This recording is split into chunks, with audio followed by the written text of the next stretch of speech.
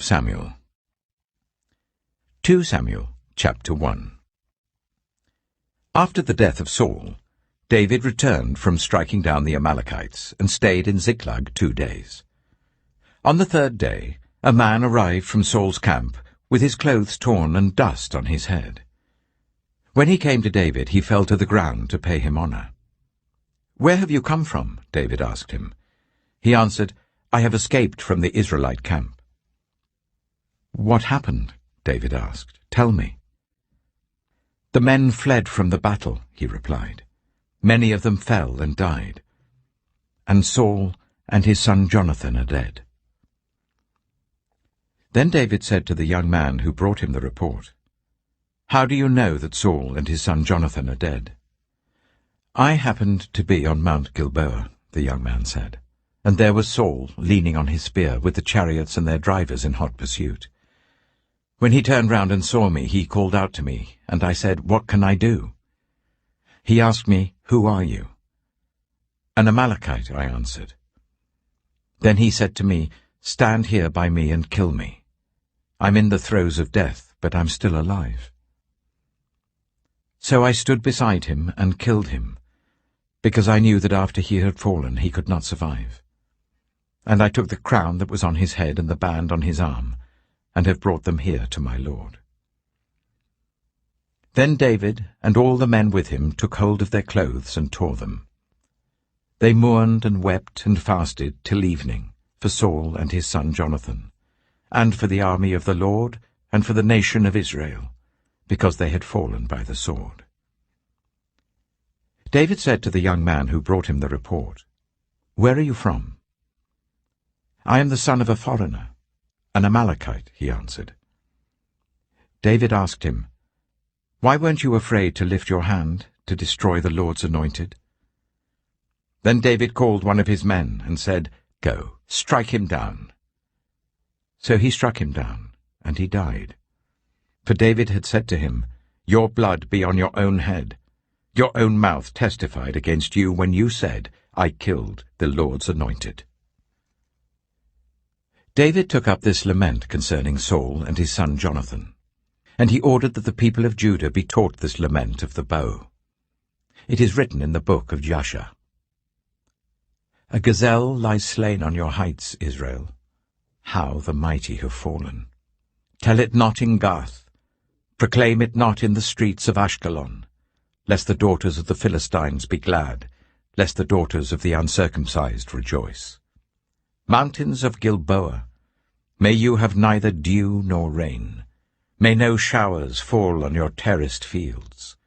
For there the shield of the mighty was despised, the shield of Saul, no longer rubbed with oil. From the blood of the slain, from the flesh of the mighty, the bow of Jonathan did not turn back. The sword of Saul did not return unsatisfied.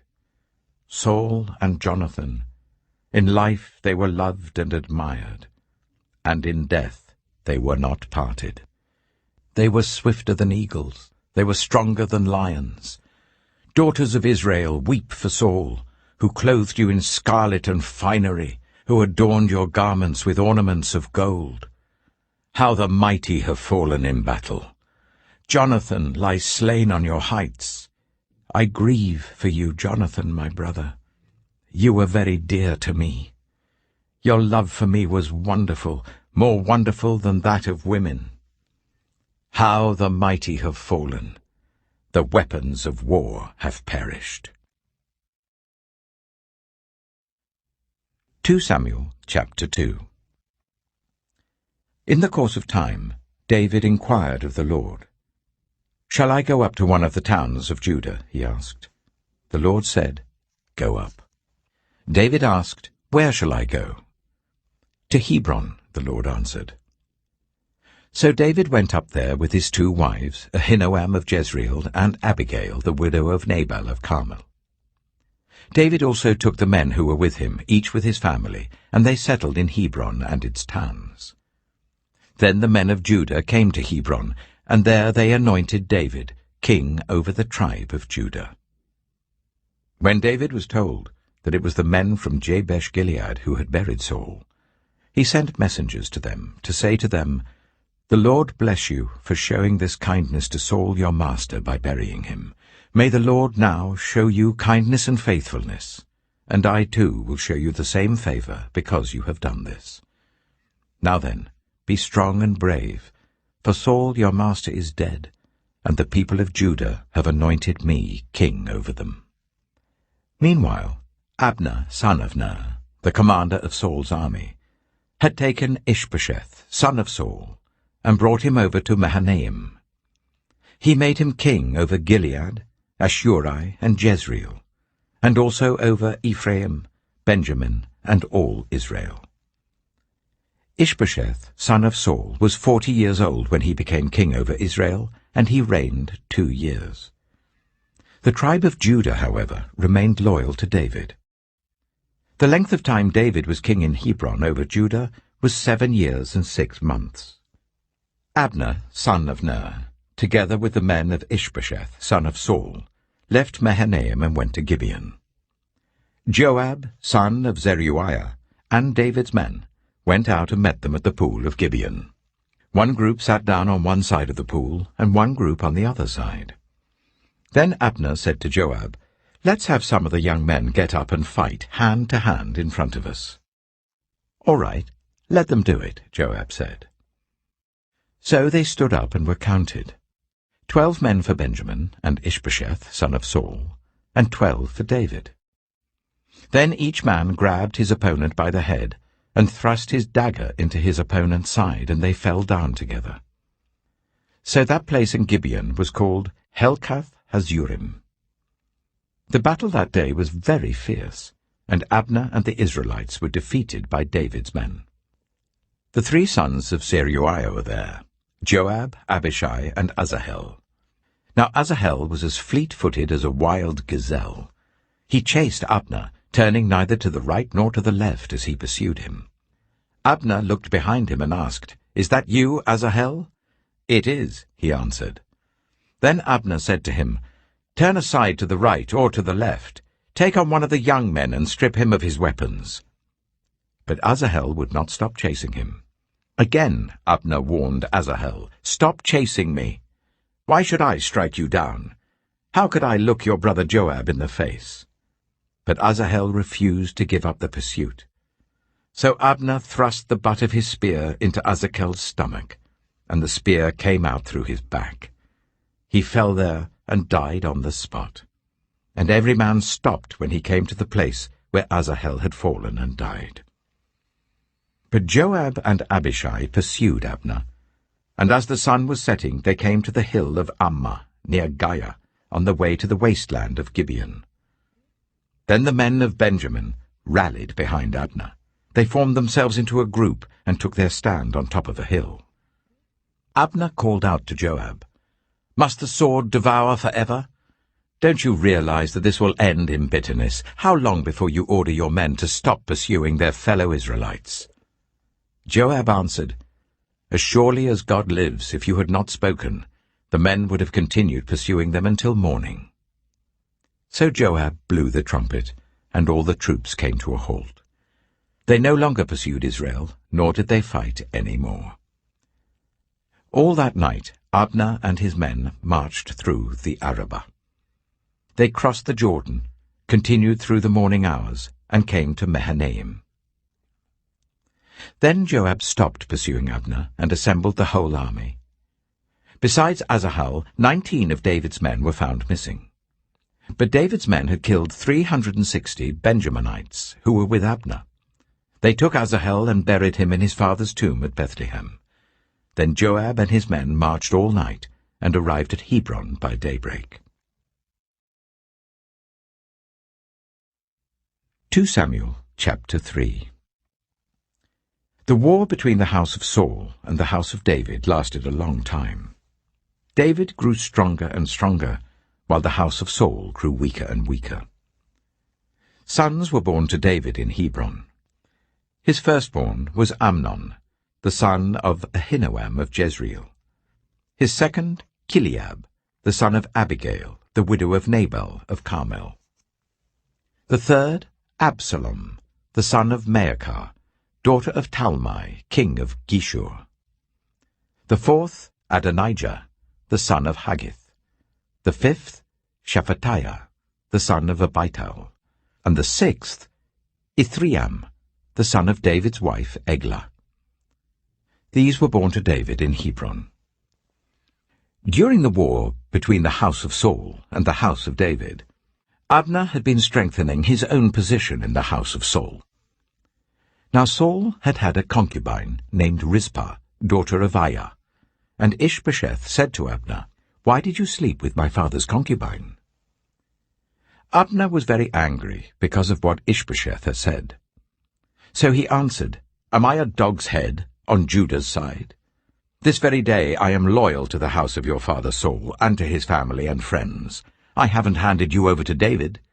Yet now you accuse me of an offense involving this woman.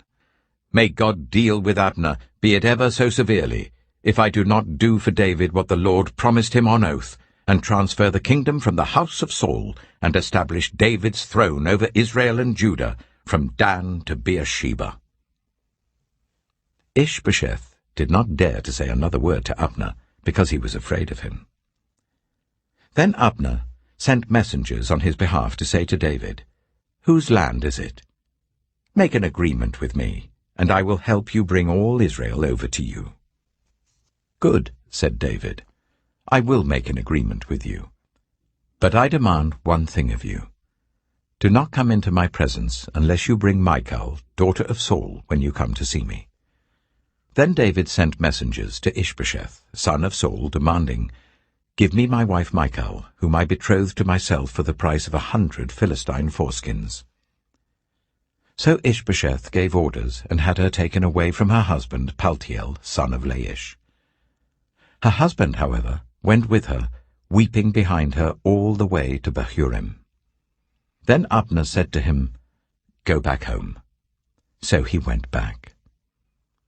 Abner conferred with the elders of Israel and said, "For some time you have wanted to make David your king. Now do it. For the Lord promised David, 'By my servant David I will rescue my people Israel from the hand of the Philistines and from the hand of all their enemies.'" Abner also spoke to the Benjaminites in person. Then he went to Hebron to tell David everything that Israel and the whole tribe of Benjamin wanted to do. When Abner, who had 20 men with him, came to David at Hebron, David prepared a feast for him and his men. Then Abner said to David, "Let me go at once and assemble all Israel for my lord the king, so that they may make a covenant with you, and that you may rule over all that your heart desires." So David sent Abner away, and he went in peace. Just then David's men and Joab returned from a raid, and brought with them a great deal of plunder. But Abner was no longer with David in Hebron, because David had sent him away, and he had gone in peace.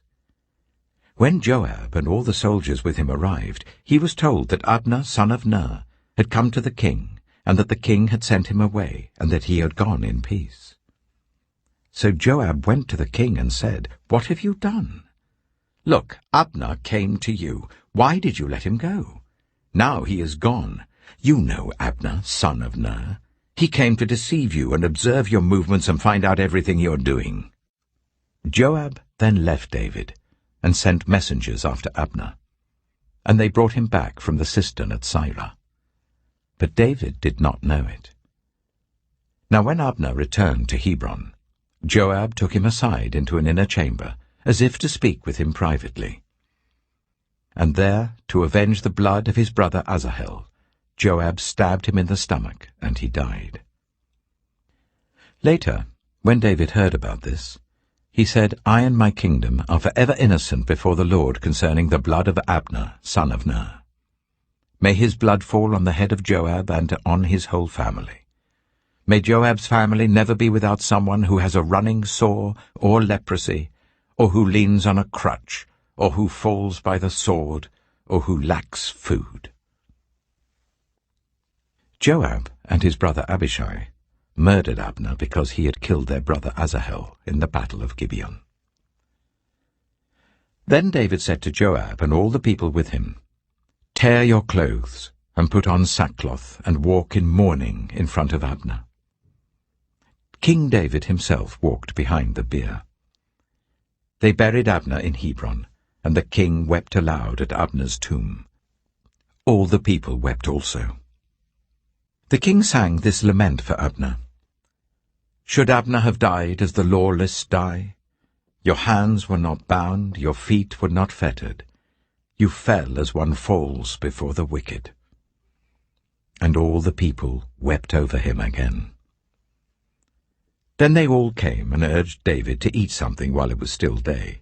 But David took an oath, saying, "May God deal with me, be it ever so severely, if I taste bread or anything else before the sun sets." All the people took note and were pleased. Indeed, everything the king did pleased them. So on that day all the people there and all Israel knew that the king had no part in the murder of Abner, son of Ner. Then the king said to his men, "Do you not realize that a commander and a great man has fallen in Israel this day?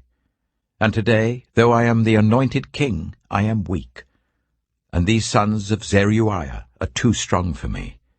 May the Lord repay the evildoer according to his evil deeds."